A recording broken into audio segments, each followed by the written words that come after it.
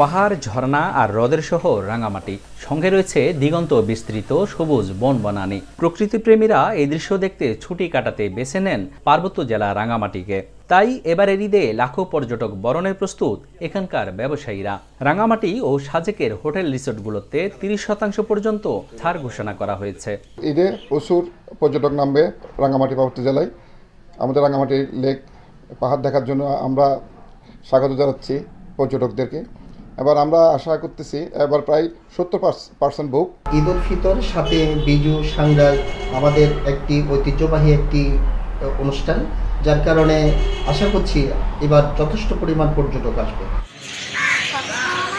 রাঙামাটি শহরে ব্যক্তি উদ্যোগে গড়ে ওঠা 65টি হোটেল মোটেল ও 17টি ইকো রিসোর্ট ও বেশ কয়েকটি পর্যটন স্পট আছে। এছাড়া কাপ্তাই ও হালেরকের সাজেকে রয়েছে ছোট বড় 130টি হোটেল রিসোর্ট। সব মিলিয়ে এসব হোটেল রিসোর্টে প্রায় 15,000 মানুষের রাত্রি যাপনের ব্যবস্থা রয়েছে। এরই মধ্যে এসব হোটেল মোটেলে আগাম বুকিং হয়েছে 70 থেকে 80%। পর্যটকদের সুবিধা বা যারা এখানে আসবে তাদের সুবিধা আমাদের বিভিন্ন এই মেরামত কাজ এবং রং কাজগুলো আমরা করছি। আশা রাখি রাঙামাটিতে এবারে রেকর্ড সংখ্যক পর্যটক আসবে। পর্যটকদের নিরাপদ ভ্রমণ ও নিরাপত্তা নিশ্চিত সহ প্রয়োজনীয় সকল প্রস্তুতি সম্পন্ন করেছে আইন শৃঙ্খলা বাহিনী।